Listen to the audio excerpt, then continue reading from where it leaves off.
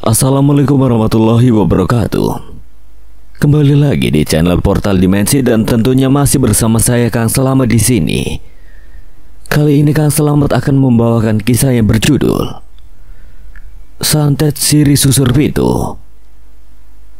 Cerita ini ditulis oleh Yuyun Setiani. Sebelum kita masuk ke ceritanya, buat kalian yang belum subscribe channel ini, tekan tombol subscribe-nya terlebih dahulu dan tekan tombol notifikasinya agar kalian tidak ketinggalan cerita terbaru dari Portal Dimensi. Gak usah berlama-lama lagi, langsung saja kita masuk ceritanya. Santet Siri Susur Pitu.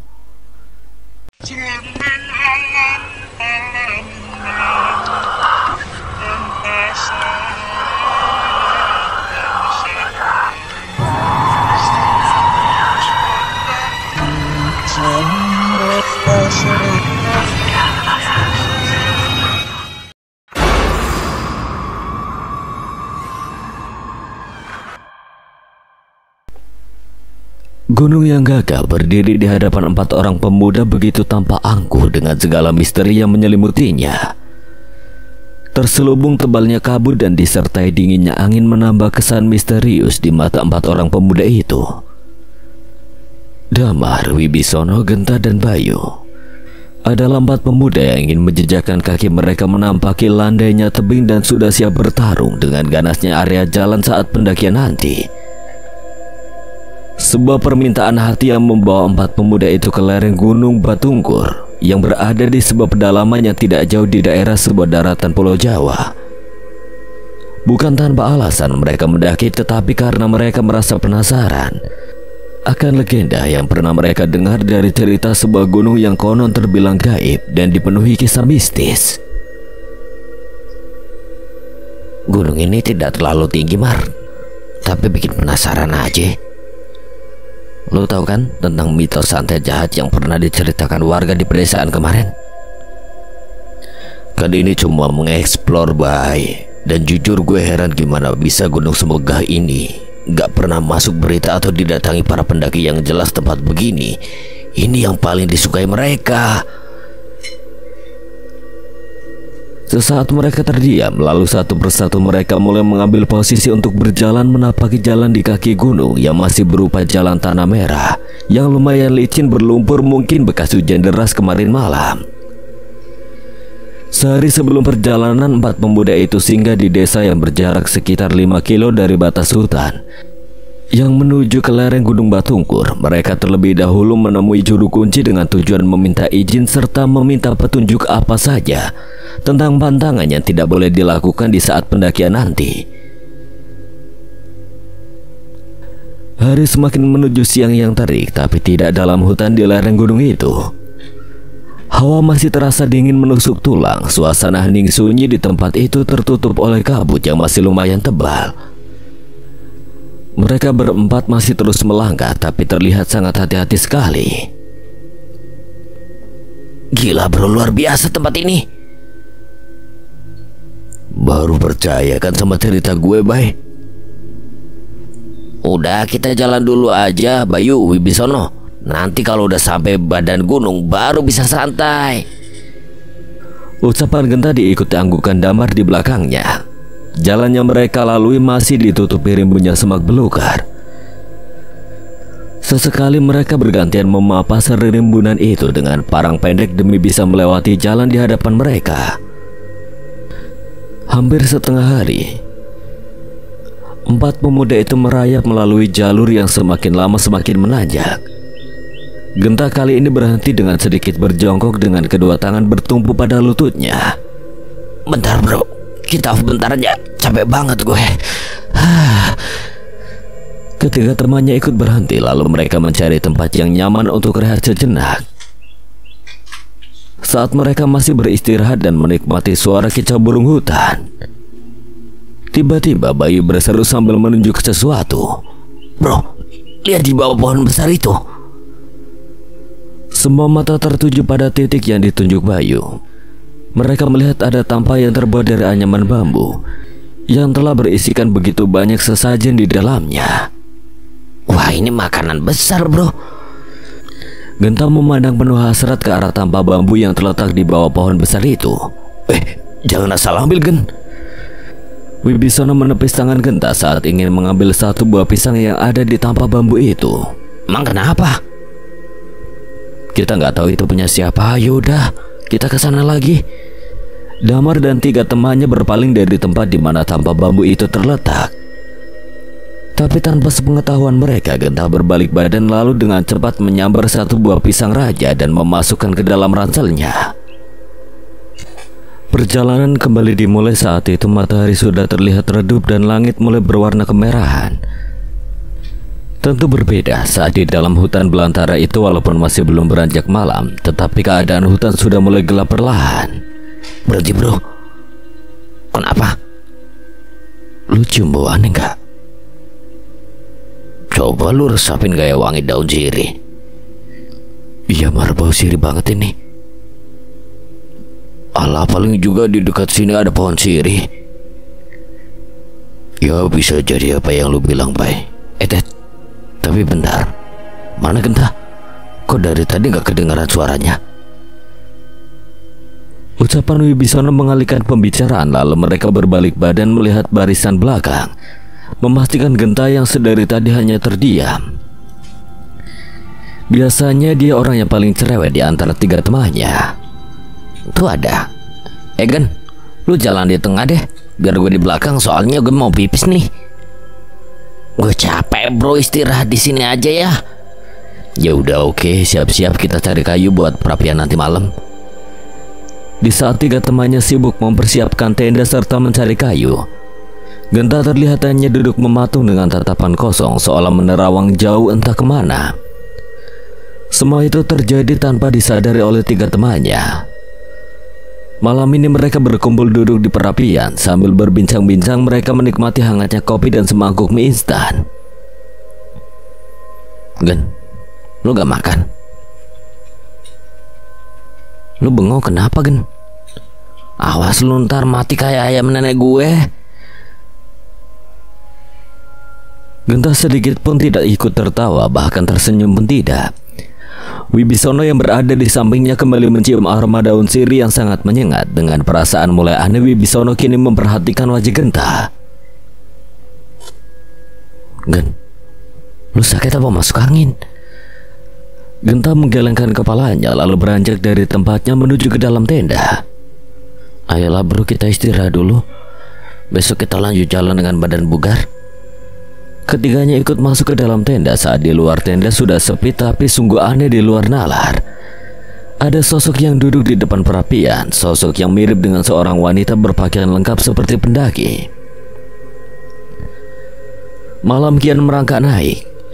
Yang terdengar di heningnya hutan hanya derak ranting dedaunan yang tertiup angin. Wibisono beserta 3 temannya sudah terlelap di dalam tenda mereka.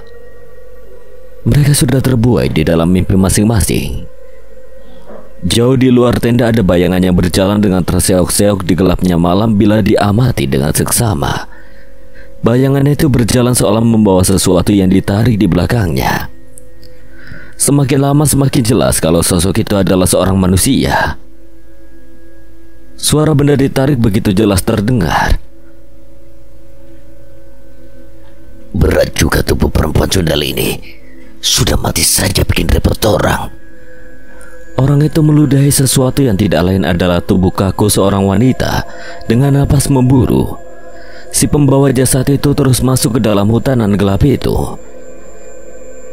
Dengan sembarangan orang itu menghempaskan tubuh kaku yang sudah tampak membusuk di antara semak belukar. Ini tempat yang pantas untuk wanita sundal. Dan tunggu giliran semua keluargamu yang akan menyusulmu ke alam baka. Kata-kata kasar itu disertai decihan ludah berkali-kali keluar dari mulut orang itu. Tak berselang lama, orang itu duduk bersila sambil merapalkan mantra. Lalu dari balik bajunya orang itu mengeluarkan sebuah benda tajam berupa belati berbentuk aneh berwarna hitam. Bau busuk anyir seketika tercium di tempat itu, tapi hal aneh itu tidak membuat orang itu merasa takut atau bergidik. Justru terlihat senyum puas di sudut bibirnya. Luar biasa santet ini. Dengan mudah aku bisa membawa orang yang aku benci ke lereng gunung ini tanpa harus bersusah payah. Orang itu tertawa lalu tiba-tiba dia menyayat pergelangan tangannya sendiri hingga mengeluarkan cairan pekat. Setelah itu dari saku bajunya, orang itu mengeluarkan 7 lembar daun sirih berwarna merah.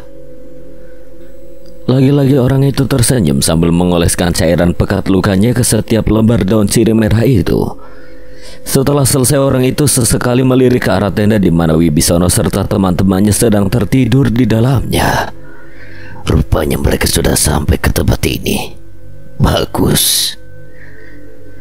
Orang itu mengunyah sirih yang sudah diolesi darahnya sendiri. Keanehan kembali terjadi. Orang itu merasakan tubuhnya segar, padahal saat pertama dirinya naik ke gunung, wujudnya sudah hampir berumur sekitar 80 tahun. Diraba wajah serta tubuhnya dengan perasaan penuh kepuasan tidak terhingga, bahagia dan tak menyangka kalau dirinya bisa kembali muda lagi. Benar-benar rahasia timbal balik santet ini. Aku bisa berubah muda. Iya, aku muda.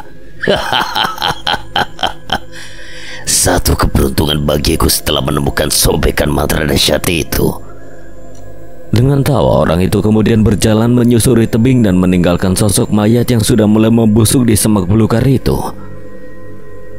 Malam begitu cepat berlalu dengan menyisakan kabut tebal serta hawa dingin yang menusuk tulang. Di dalam tenda Wibisono dan ketiga temannya masih enggan untuk keluar tenda. Mereka masih saling berhimpitan menghangatkan tubuh di balik selimut dan jaket mereka. Gila, dingin banget, Bay. Lu mau keluar tenda, Mar? Entahlah, masih dingin. Genta, weh. Bro. Genta, kenapa kok badannya dingin banget ya? Loh, kenapa Genta? Coba lo periksa nadinya masih denyut gak? Damar lalu beringsut bangun memegang kening Genta yang tampak diam tak bergerak. Genta mati, bro. Mati. Wah, jangan gila lu. Gak mungkin, coba sini gue yang periksa. Wajah Bayu sangat tegang saat memegang pergelangan tangan Genta. Gen, bangun Gen. Jangan bercanda dong Gen. Berkali-kali tubuh Genta diguncang agar terbangun, tetapi tetap saja pemuda itu diam tanpa reaksi apapun. Semua menjadi bingung dan khawatir melihat keadaan Genta yang tiba-tiba kaku tak bergerak. Lalu Wibisono bergegas keluar tenda menyalakan api untuk memasak air. Dirinya ingin memberikan air hangat agar Genta segera sadar. Sial, mana apinya gak mau hidup lagi. Dengan kesal, Wibisono membanting kayu ke tanah. Rasa kalut semakin menjadi mengingat cuaca tiba-tiba mendung gelap disertai hembusan angin yang mulai kencang. Cuaca mendadak berubah mendung, angin kencang bertiup membuat Wibisono juga ketiga temannya sangat bingung dan dilingkupi rasa khawatir teramat sangat. Bagaimana tidak, Genta tiba-tiba terbaring kaku dengan secara tiba-tiba. Gimana ini, Bi? Apa kita balik ke kampung dulu atau kita tetap berada di tempat ini? Kita tunggu sampai cuaca normal, bro. Lumar, beresin barang-barang kita. Biar Bayu sama gue yang mau Pak Genta buat turun. Terpaksa kita hentikan pendakian sementara kita obati Genta dulu. Wibisono berkata, dan tanpa membuang waktu ketiga pemuda itu membereskan semua perlengkapan. Hanya tinggal tenda yang belum dibongkar, mengingat mereka butuh tempat berteduh setidaknya sampai cuaca kembali normal. Ketika mereka masih sibuk berkemas, tiba-tiba tubuh Genta bangun dengan tiba-tiba. Kejadian itu membuat ketiga kawannya sangat terkejut, tetapi mereka akan menjadi sangat senang karena Genta sudah siuman. Gan, lu udah sadar? Bikin jantungan aja lo. Ketiga temannya sangat bersyukur, tetapi Genta hanya terdiam sesaat. Pemuda itu menoleh ke arah teman-temannya, tapi anehnya tatapannya dirasakan sangat aneh dalam pandangan Bayu saat itu. Gaus. Genta beranjak bangun lalu berjalan keluar tenda tanpa menghiraukan angin kencang dan derasnya hujan saat itu. Gan, gila lo, ini hujan badai, lu mau cari air kemana? Teriakan keras Wibisono tidak sedikit pun dihiraukannya. Justru Genta semakin jauh menerobos masuk ke dalam hutan. Gue lihat ada yang aneh bro sama Genta.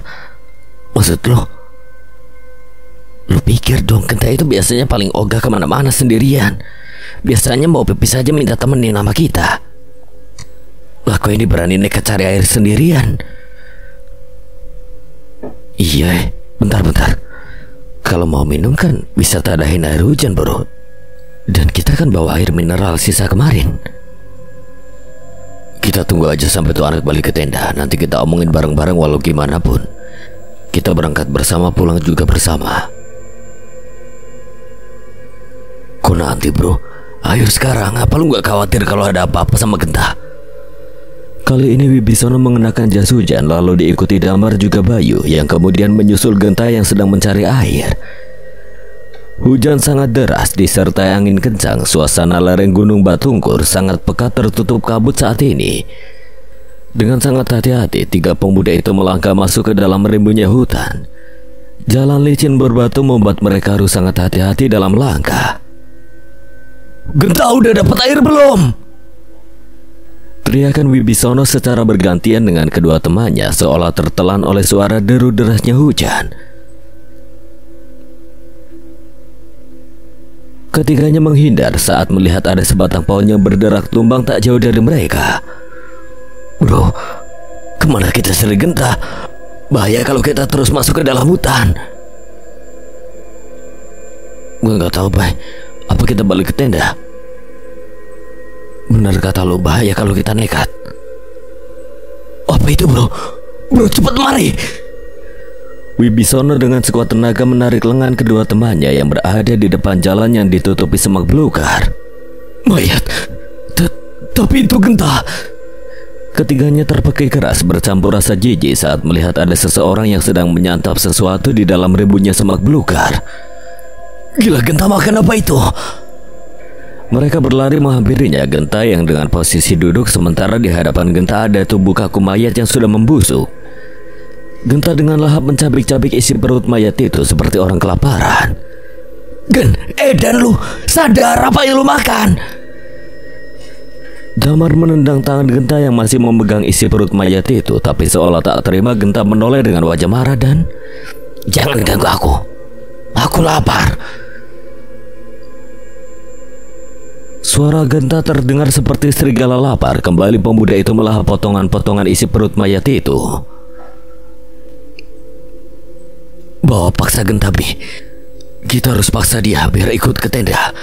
Ini ada yang gak beres. Bayu mengajak ketiga temannya untuk mencekal tangan dan tubuh Genta, tetapi sangat aneh.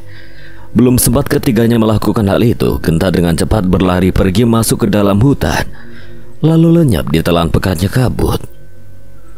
Genta, kemana dia, bro? Apa yang terjadi sama dia? Wibisono kebingungan, begitu pula Bayu dan Damar. Mereka kehilangan jejak salah satu dari teman mereka secara aneh dan sangat luar biasa. Suara tawa melengking terdengar di antara deru suara hujan.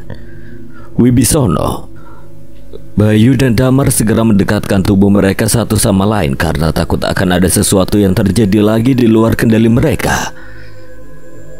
Suara tawa itu semakin terdengar jelas dari kabut pekat hutan belantara yang semakin mencekam. Wibisono dan kedua temannya mendongakkan wajah mencari di mana asal suara tawa yang begitu mengerikan. Kita harus waspada, bro. Bau sirih ini lagi, Mar. Busuk banget lagi. Lihat pohon di sana. Wibisono menunjuk ke arah sebuah pohon di mana di sana ada sesuatu yang bergerak menggelantung. Nyebut, bro. Eling. Astagfirullahaladzim. Selamat datang anak muda. Itu bukan manusia, Bi. Lihat, Bi. Mukanya. Jangan ganggu kami. Pergi, kami tidak berniat macam-macam di tempat ini. Capakus, kalian sangat salah besar. Apa kalian tahu saat kalian menginjakkan kaki ke tempat ini itu sama saja sudah mengganggu kami. Kalian sudah mengusik kami. Dan salah satu dari kalian sudah berani mengambil sesaji yang diperuntukkan bagi kami penunggu Gunung Batungkur ini. Perkataan sosok bermata merah menyala itu sontak membuat Wibisono juga ketiga temannya terperanjat kaget. Apa? Bi, gue yakin kita udah ambil makanan dari tambah di bawah pohon itu kemarin. Lalu apa yang harus kita lakukan sekarang? Kalian punya dua pilihan, tinggalkan tempat ini dan tinggalkan teman kalian, atau terus mendaki tetapi aku minta salah satu lagi dari kalian. Sudah pasti tiga pemuda itu menjadi bimbang bercampur rasa cemas. Dua pilihan yang sangat sulit untuk mereka tentukan. Tidak, kami akan tetap mencari teman kami sampai dapat. Berarti kau harus rela bila temanmu ku bawa sebagai wadahku berikutnya. Sosok itu dengan sangat cepat menyerang ke arah mereka bertiga. Tubuh Bayu terhuyung dan memekik keras saat sebuah sambaran kuku runcing menyobek bajunya hingga melukai dadanya. Demi sialan. Damar mencoba memberi perlawanan, tetapi tanpa disadari dari rimbunnya semak belukar muncul Genta yang kini sudah siap menyerang ke arah tiga temannya. Ayo habisi pemuda itu. Sosok demit Gunung Batungkur berseru memerintah Genta yang kini sudah seperti mayat hidup. Ketiga pemuda itu terbanting ke semak-semak dengan sangat keras. Wibisono berteriak keras saat melihat Genta yang saat itu hendak menghantam kepala Damar dengan sebuah batu besar. Setelah itu mereka mengambil langkah 1000 berlari sekencang mungkin menyelamatkan diri. Genta dan sosok demit penunggu hutan sangat geram saat melihat mangsanya melarikan diri. Sementara Wibisono, Damar juga Bayu kini berlari menerobos rimbunnya semak-semak. Dan ketiganya tergelincir, lalu terperosok masuk ke dalam jurang. Teriakan ketiga pemuda itu seketika lenyap di telan curamnya jurang yang tertutup rimbunnya semak belukar. Suasana di lereng Gunung Batungkur seketika kembali normal. Hujan yang tadi deras disertai badai sudah reda. Yang terdengar hanya kicauan burung malam bersautan seolah menjadi pertanda bahwa baru saja terjadi peristiwa kelam di hutan belantara ini. Di kegelapan malam ada seseorang yang berdiri mematung memandang ke arah jurang di mana Wibisono beserta kedua temannya yang tergelincir masuk ke dalam jurang. Sosok itu dengan santai melangkah meninggalkan tempat itu lalu turun menyusuri tebing licin di hutan lereng Gunung Batungkur. Sepertinya sosok itu hendak menuju ke perkampungan penduduk dan dari wajahnya tampak tersirat senyuman aneh dengan penuh rasa puas.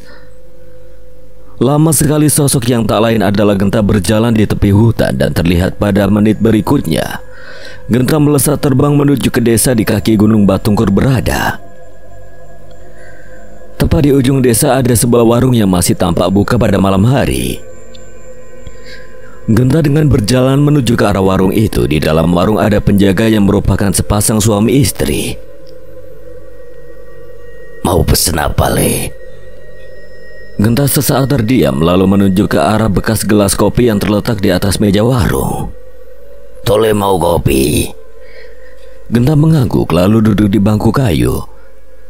Selang beberapa menit si pemilik warung menghidangkan segelas kopi hangat ke hadapan Genta. Anak itu bisa apa gimana, Pak?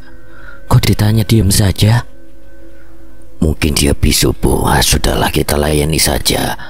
Mungkin rezeki pelanggan terakhir kita, Bune. Saya minta kopi pahit. Oh iya, Le, suka kopi pahit ya?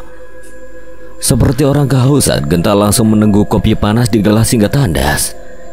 Gelas itu membuat si pemilik warung ternganga sambil mengucek matanya. Pelan-pelan, Le, itu kopi masih panas. Saya minta kopi pahit lagi.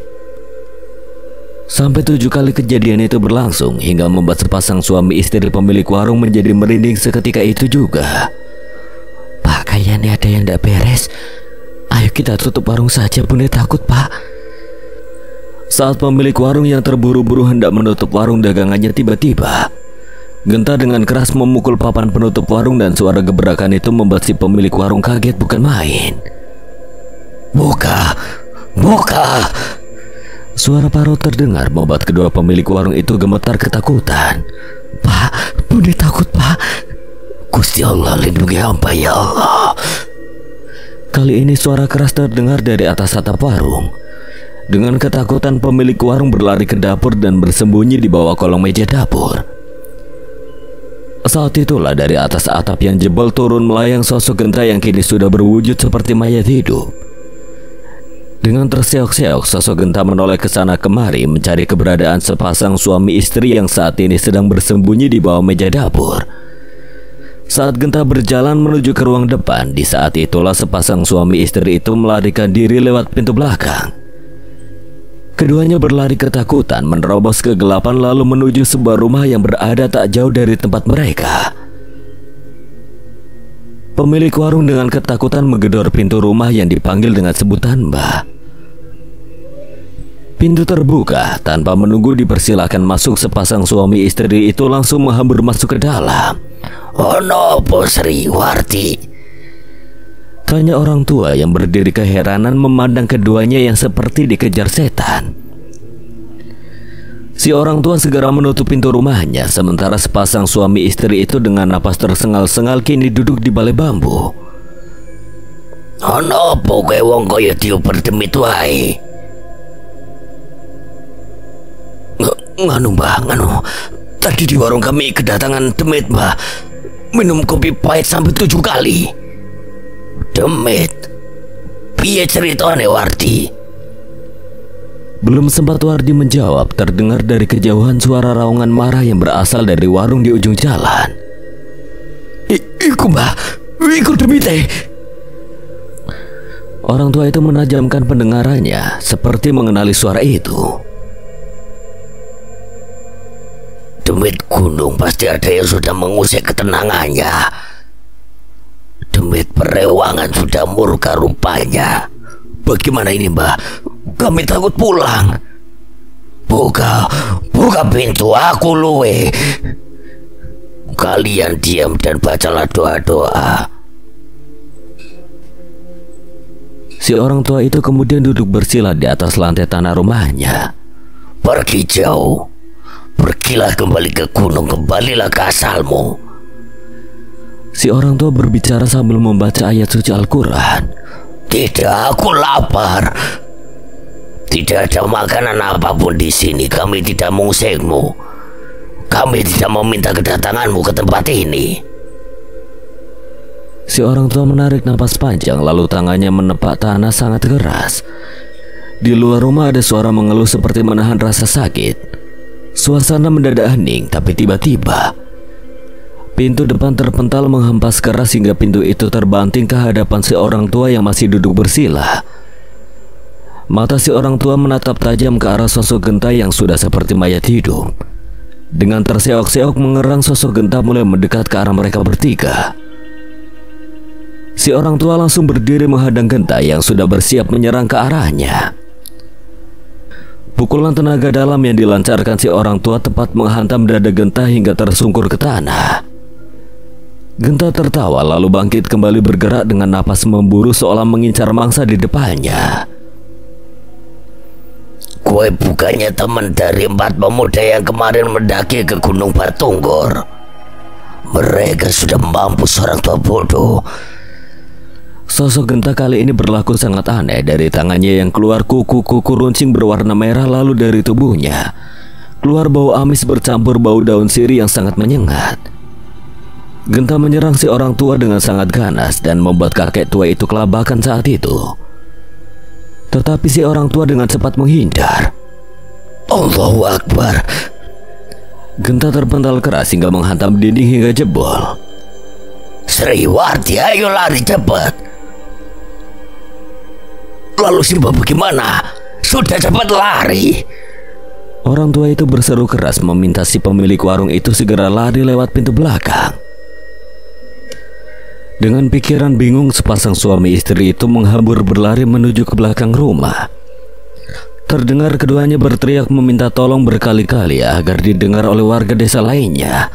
Tolong Simbah." Suara teriakan keras terdengar di tengah perkampungan hingga membuat warga yang sudah terlelap kini terbangun dan berlarian mendekat ke arah mereka. "Ono apa Sriwarti? Ada apa dengan Simbah?" "Pokoknya kalian datang ke rumah Simbah sekarang, ayo." Warga lalu berbondong-bondong berlari menuju ke rumah si orang tua itu. Sesampainya di sana, warga dibuat terkejut karena melihat ada sosok tubuh tergolek dengan wajah serta tubuh yang sudah dipenuhi daun sirih bercampur belatung. Sementara si orang tua yang tadi bertarung melawan Genta tampak berdiri dengan wajah sedih. "Innalillahi Banda Popota, baik-baik aja kan? Dan itu bukannya pemuda kemarin yang mendaki ke Gunung Batunggur? Pemuda itu terkena santet susur pitu. Dia pasti melanggar pantangan yang kujelaskan sebelum mereka mendaki. Maksudnya pemuda itu sudah lancar mengambil sesajen tolak bala, Mbah? Iya. Ya Allah, kenapa semua ini bisa terjadi, Mbah? Lalu bagaimana nasib 3 temannya yang lain? Aku juga tidak tahu, tapi sebaiknya besok kita harus mencari 3 temannya itu. Semoga tidak terjadi apa-apa dengan mereka. Kemudian para warga mengurus jasad Genta dan membawanya ke musola malam itu juga untuk segera dimakamkan. Jangan lupa tanamkan batang bambu kuning di nisan kayunya untuk menetralisir roh jahat yang sudah merenggut nyawanya. Tiba-tiba kejadian aneh terjadi saat itu juga. Tubuh Genta yang sudah dimakamkan tiba-tiba terpental jauh dengan diiringi deru ledakan dari dalam lubang kuburnya. Santet jahat itu benar-benar berbahaya. Sudah jadi kebiasaan ketika ada orang yang meninggal dengan tidak wajar, maka warga desa memasang obor di depan rumah dan memasang sapu aren sebagai penolak bala. Sementara di rumah Mbah Juru Kunci ada beberapa orang warga dan Pak Bayan tengah duduk di ruang tengah, sepertinya mereka sedang membicarakan hal yang penting. Besok pagi kita akan berangkat naik gunung. Aku minta bantuan kalian juga izin dari Musukadi untuk meminta bantuan pada tim penyelamat besok. Aku mengizinkan, Pak. Sebagai pamong desa juga aku ingin ikut dalam pencarian 3 pemuda yang dikabarkan hilang itu. Kami juga siap, Mbah, ikut naik ke gunung. Suara mufakat warga terdengar. Si Mbah Juru Kunci tampak manggut-manggut sambil mengusap jenggotnya. Kau tidak perlu ikut, Sukadi. Warga desa lebih membutuhkanmu, biar aku dan para warga yang berangkat besok. Tapi Pak, sudah jangan membantah, turuti saja perintahku. Ucapan Mbah Juru Kunci kali ini membuat Pak Bayan terdiam. Beliau tidak berani menyanggah perintah orang tua sepuh yang tidak lain adalah ayah kandungnya itu. Keesokan harinya di halaman rumah Mbah Juru Kunci sudah ramai berdatangan para warga yang ingin melakukan pencarian ke gunung. Tak berselang lama si Mbah Juru Kunci berjalan lebih dulu, lalu diikuti para warga dari belakang. Mereka sudah siap dengan segala persiapan dan tidak lupa membawa obor juga senjata untuk berjaga-jaga saat berada di perjalanan. Hei, Karto, gue mau ikut juga. Seorang warga berseru saat melihat seorang pemuda berkulit hitam tiba-tiba berlari ke arah mereka. Si pemuda bernama Karto berbicara dengan nada terputus-putus disertai bahasa isyarat. Walah yo wis, ayo melu. Tapi ingat jangan jauh-jauh dari kami yo. Toleh gue dekat sama Simba saja, pasti nanti di sana gue bisa membantu Simba. Toleh paham kan maksudnya Simba? Mbah Juru Kunci merangkul bahu pemuda gagu itu. Si pemuda mengerti dan kini berjalan di samping Juru Kunci. Tak terasa rombongan itu sudah memasuki area hutan di kaki Gunung Batunggur. Mereka terlihat bersemangat dan sesekali terdengar suara warga yang melantunkan sholawat ketika memasuki area hutan angker itu. Saat mereka sudah berada di depan jalan menebing, semua rombongan terlihat mulai membaca doa-doa yang dipimpin oleh Juru Kunci. Dan tiba-tiba terdengar suara Karto sembari menutup hidung.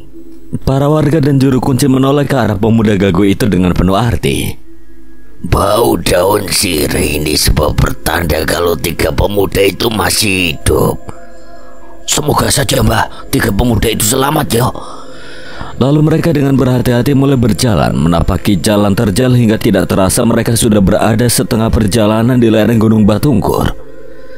Mereka tak menyadari di semak-semak belukar rimbun ada 3 sosok bayangan yang seolah memanggil mereka dengan tangan menggapai ke sana kemari, seperti orang-orang yang sedang meminta pertolongan.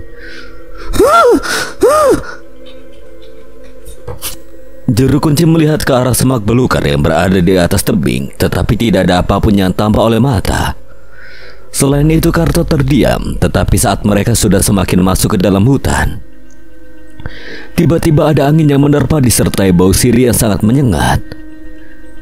Bau daun sirih sangat menyengat tercium dan itu membuat Mbah Juru Kunci juga para warga menjadi tercekat. Terlihat para warga sangat ketakutan, sementara Karto yang berada di sisi Mbah tiba-tiba mengeluarkan suara mengerung dan menunjuk ke arah sebuah pohon besar yang sangat rimbun. Suara disertai bahasa isyarat sontak membuat rombongan itu melihat ke arah pohon-pohon besar yang berada di sekitar 10 meter dari tebing di atas mereka. Dengan menahan rasa perih, para warga mencoba bertahan pada posisi masing-masing. Bagaimana tidak, bila salah mundur sedikit saja sudah bisa dipastikan mereka akan tergelincir jatuh ke bawah tebing yang curam. Mbah, iku mbah. Doro Wingit, kalian jangan salah bergerak, tetap bertahan. Kita tunggu sampai makhluk itu turun dari pohon dan tetap membaca doa-doa sampai makhluk itu pergi dari atas. Di atas rimbunnya pohon terlihat jelas ada sosok ular hitam besar yang mendesis seperti hendak turun merayap ke bawah. Tampak dari guratan sisik di tubuhnya ada kilatan berwarna merah pekat yang menebarkan bau amis bercampur wangurnya daun sirih. Sosok ular hitam itu dengan merayap terus merambat turun semakin dekat dengan warga. Melihat ular besar itu sangat menjijikan, tetapi bukannya pergi menjauh, justru sosok ular besar itu malah berdiam di bawah pohon sambil mengangkat kepalanya, sementara ekornya masih melingkar di batang pohon besar itu. Rupanya makhluk ini sudah tahu maksud kedatangan kita ke tempat ini. Kalian tetap tenang, biar aku yang minta jalan agar bisa segera sampai ke tepi jurang Kalireng. Setelah Simba berkata, kemudian orang tua sepuh itu berdiam dan menyatukan kedua tangan di dada dengan mata terpejam. Tanpa terlihat oleh mata awam, sukma Mbah Kunci terlihat keluar dari tubuhnya, lalu berjalan mendekat ke arah sosok ular hitam yang mendekam menghadang jalan mereka. Mau apa kau kemari? Mohon maaf Ndoro, saya kemari hanya ingin menjemput 3 cucu saya yang hilang di hutan Gunung Batunggur ini. Mereka sudah melanggar pantangan dan mereka pantas menerima akibatnya. Sudah 1 nyawa yang jadi korban Ndoro.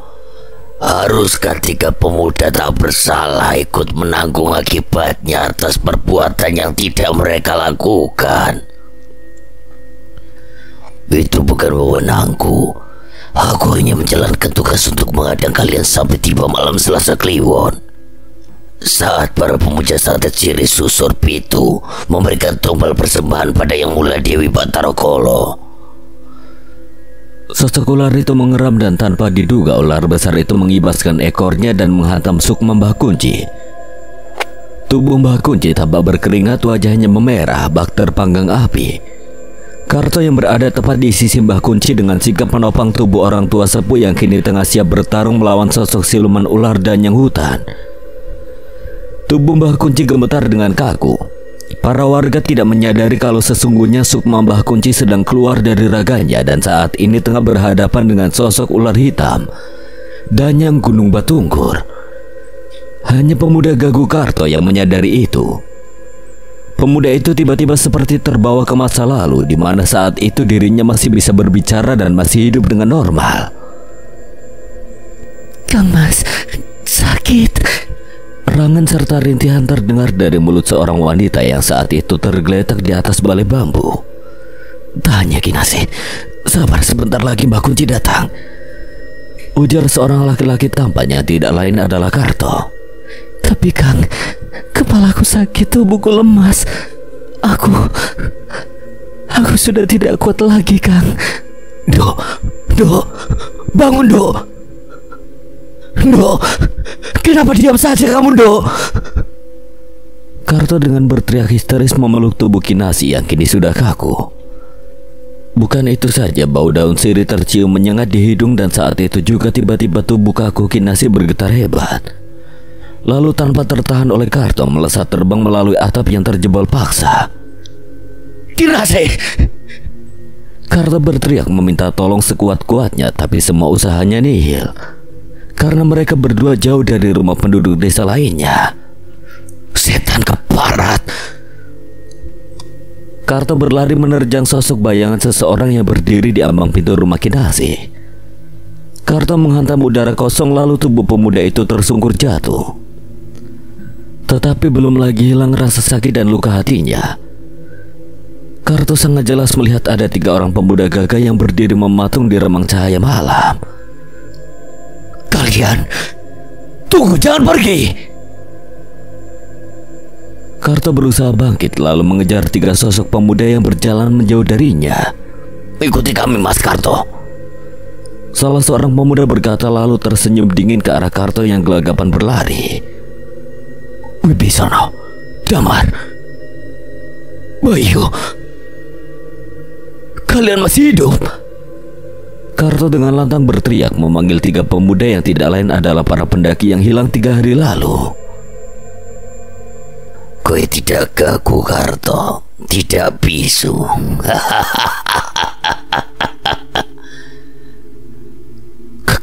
Kau. Suara parau tiba-tiba terdengar bersamaan dengan muncul sosok laki-laki tampan tetapi dengan rambut beruban putih. Ya iki aku, Karto. Aku tidak akan membiarkan kowe menolong mereka. Aku akan menghalangi niatmu. Apa karepmu, Darwis? Kowe wis mati. Lalu bagaimana kau bisa hidup lagi? Karepku gampang, sangat penak. Aku mau hidup abadi, Karto. Aku mau jadi orang paling sakti di tempat ini. Dan gue tahu betapa hebatnya santet sirih susur pitu kirimanku, bukan?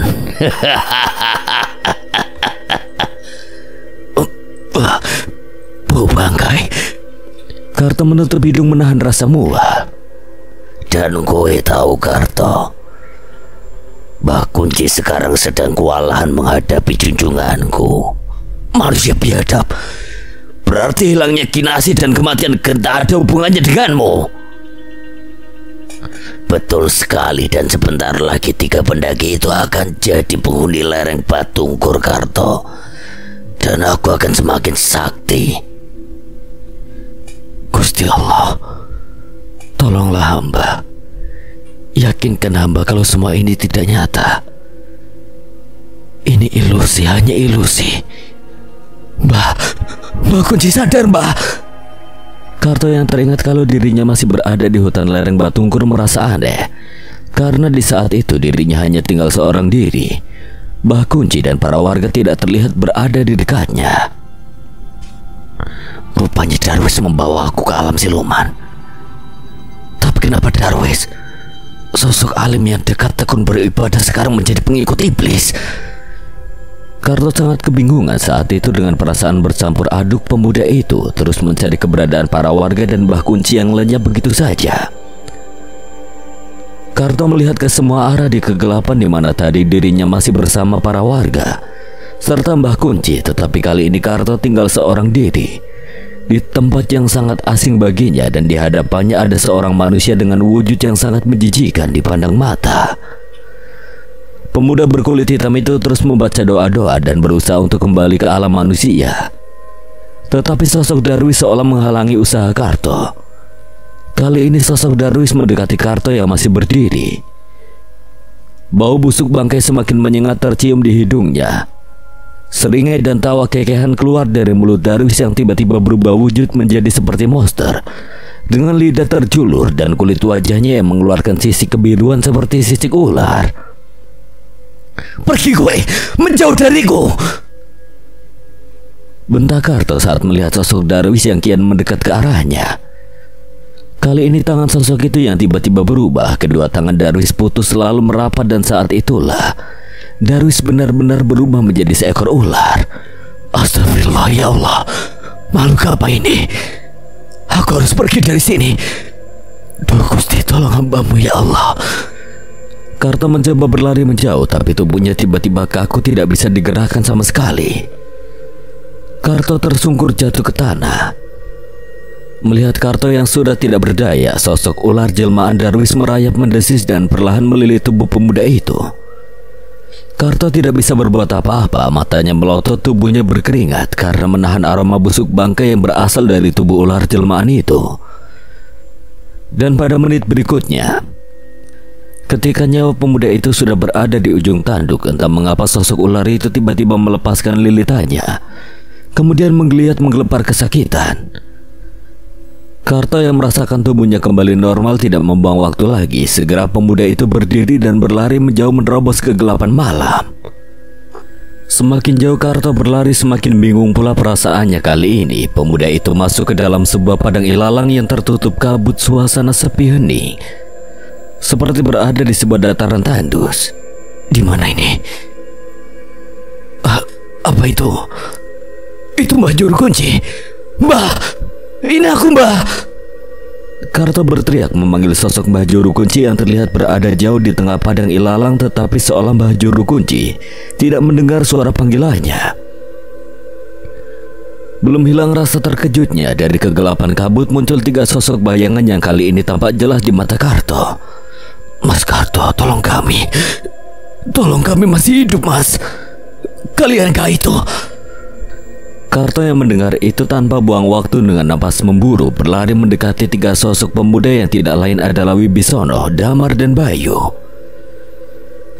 Karto menubruk tubuh 3 pemuda itu dan dengan kuat mencengkeram tangan Wibisono dan Bayu. Ayo kita lari, Le. Kita pergi dari sini.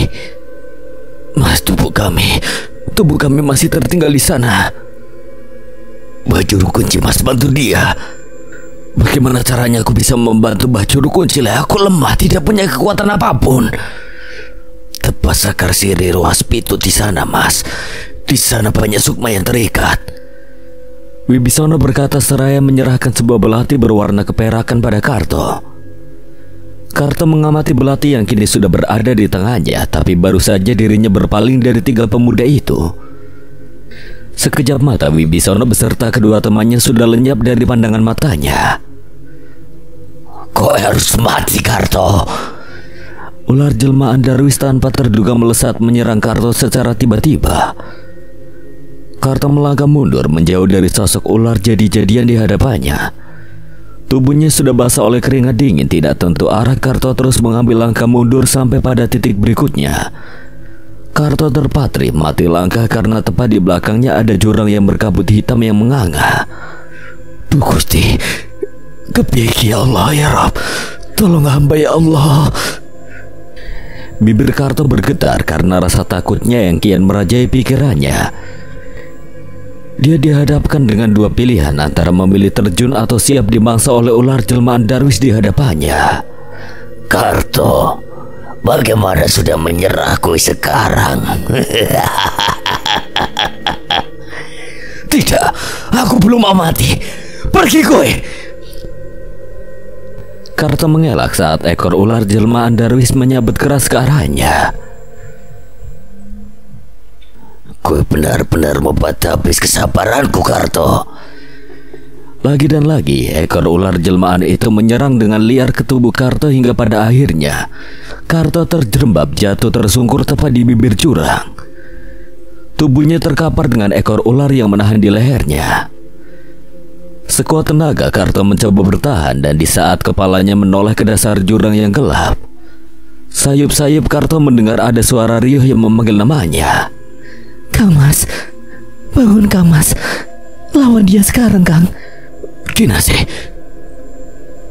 Tumini, dan kalian, benarkah itu kalian? Karto jelas melihat di dasar jurang begitu banyak sosok-sosok yang sangat dikenalnya. Lilitan kuat mencekik leher Karto hingga membuat pemuda berkulit hitam itu menggap-menggap setengah mati. Tubuh Karto kali ini terangkat ke udara, sungguh miris dan sangat menyedihkan. Tetapi di antara hidup dan mati, pemuda itu berdoa di dalam hati, memohon pertolongan Allah apapun yang akan terjadi pada dirinya. Tusukan menyakitkan menembus bahu kirinya, cairan pekat meleleh dari luka tubuh pemuda itu. Sementara sosok jelmaan Darwis kini semakin bersemangat untuk segera mengakhiri hidup Karto, dan saat hujaman misterius akan menembus ulu hati Karto. Tanpa disadari, dari arah tak terduga ada kilatan cahaya putih menyilaukan menghantam tubuh sosok ular jelmaan Darwis. Terpentallah badan ular jelmaan Darwis dan bebarengan dengan tubuh Karto yang melesat jauh terperosok ke dalam jurang kelam berkabut. Karto berteriak saat tubuhnya terjun bebas ke dalam jurang. Sudah pasrah dan hanya bisa berdoa di dalam ketakutan hingga pada menit berikutnya. Seolah ada begitu banyak tangan yang menyongsong menahan tubuh Karto tanpa terduga. Allahu Akbar, Allahu Akbar. Dalam keadaan genting pun Karto masih menyerukan takbir. Di tengah perjalanan hidup dan mati kali ini Karto dibuat terperangah. Bagaimana tidak? Dasar jurang yang terlihat dari ketinggian ditutupi kabut, tapi kini di hadapan Karto adalah sebuah perkampungan terang indah, layaknya tempat tinggal manusia pada umumnya. Kang Mas selamat. Akhirnya Mas bisa menemukan kami bertiga. Antara percaya dan tidak, kini Karto berhadapan dengan sesuatu yang sangat di luar nalar. Bagaimanapun dirinya hanyalah manusia awam yang tidak sempurna. Berkali-kali pemuda itu mengucek kedua matanya dan mencubit tangannya. Ini nyata tuh mimpi. Masih di kami. Aku dan ini kedua temanku, Damar juga Bayu. Kang Mas, ini aku Kinasi dan juga para gadis desa teman-temanku. Juga itu ada Pak Ale, Tumijan, juga anaknya Ardan. Kinasi menunjuk ke arah barisan orang-orang yang kini semakin jelas terlihat oleh mata Karto. Mana mungkin aku percaya? Bukankah kalian sudah mati maksud Kang Mas? Kang Mas benar, kami memang sudah mati. Tapi arwah kami belum tenang Kang Mas. Dan ketiga pemuda ini mereka belum mati Kang Mas. Mereka masih menunggu Mbah Kunci dan para warga menyelamatkan tubuh mereka dari dasar jurang. Bagaimana kau tahu, Dek? Dan kenapa aku harus terpaksa jatuh ke tempat ini? Mas, tolong kami. Tolong sempurnakan roh kami yang terikat di akar sirih ruas pitu di sana. Kali ini Ardan, bocah kecil berusia 8 tahun yang berkata, dan tangannya menunjuk ke arah pohon sirih raksasa berwarna hitam di tengah kabut kelabu. Karto menoleh ke arah yang ditunjuk Ardan. Wajah pucat bocah itu begitu ketara menyiratkan duka yang mendalam. Apakah kalian mati karena terkena santet? Tanya Karto seolah ingin tahu asal muasal meninggalnya orang-orang itu. Iya Mas, 3 tahun lalu petaka itu menimpa kami. Kejadian itu sungguh di luar dugaan. Saat panen raya di sawah, bapak kami yang sedang beristirahat di gubuk tiba-tiba merasakan tubuh kami kepanasan setelah kami makan siang, dan di saat itulah nyawa kami satu persatu melayang dan berada di tempat ini. Astagfirullah. Dan aku adalah korban terakhir di malam naas itu Kang Mas. Sirih, ya daun sirih. Aku jelas melihat saat kalian terkapar di galengan sawah. Aku lihat begitu banyak daun sirih bertebaran di sana. Dan hanya aku yang yakin kalau semua itu ada sangkut pautnya dengan menghilangnya Darwis saat gagal menjadi kepala desa. Darwis yang menyantetmu hingga kau gagu, Mas. Karto yang mendengar itu menjadi ternganga dan perlahan menjulurkan lidahnya. Benar, saat terakhir peristiwa itu lidah Karto keras dan kaku, tapi saat ini pemuda itu sudah bisa berbicara lagi. Benar-benar manusia iblis kau Darwis. Hanya demi jabatan kepala desa kau rela membunuh warga desa yang tidak mendukungmu. Baiklah, aku akan menebas akar pohon sirih itu. Selesai berucap, Karto melangkah maju dan dari belakang tampak Wibisono, Bayu dan Damar mengikuti pemuda itu. Belum sempat Karto menyentuh tubuh pohon itu, tiba-tiba pohon itu seperti bergetar dan bergerak. Atas nama kebesaran Allah Subhanahu wa Ta'ala, aku ingin menyempurnakan semua arwah penasaran yang berada di tempat ini. Bismillahirrahmanirrahim. Suara aneh terdengar dari rimbunan pohon sirih saat pisau besar di tangan Karto berhasil memutus akar-akar yang berjuntai di tubuh pohon sirih gaib itu. Lagi-lagi suara aneh bermunculan saat tubuh pohon sirih gaib itu dipapas habis oleh Karto. Dan saat itulah terdengar suara bergema di telinga Karto. Bagus Tole, terima kasih telah membantu Simba. Sudah saatnya gue kembali ke alam manusia karena waktu kita tidak banyak. Ucapkan kalimat la ilaha illallah. Karto terkesiap kaget karena setelah suara yang mirip suara Mbah Kunci itu lenyap, tiba-tiba suara bergemuruh terdengar saat itu juga. Semua sosok arwah penasaran yang tadi berdiri terpaku di tempat itu kini terbang melayang, seolah menembus mega angkasa yang kelabu. Dan di tempat itu yang tersisa hanyalah Karto beserta Wibisono dan kedua temannya. Karto tak menunggu waktu lama, segera pemuda itu memegang erat tangan ketiga pemuda itu. Lalu setelah berseru mengucapkan kalimat la ilaha illallah, tubuh mereka seolah terbawa gelombang pusaran cahaya putih menyilaukan, lalu meninggalkan kelamnya alam siluman. Bah, Karto wis tangi. Alhamdulillah, gue sudah sadar. Mbah Kunci mendekati Karto dan diikuti beberapa orang warga yang terlihat memapa tubuh Wibisono, Bayu dan juga Damar, lalu meletakkannya di sisi tubuh Karto yang baru duduk bersandar di pohon. Apa benar saya sudah selamat? Suara Karto yang sudah bisa berucap membuat warga dan Mbah Kunci tersenyum bahagia. Tole putune sesepuh kami sudah bisa bicara lagi. Alhamdulillah ya Allah.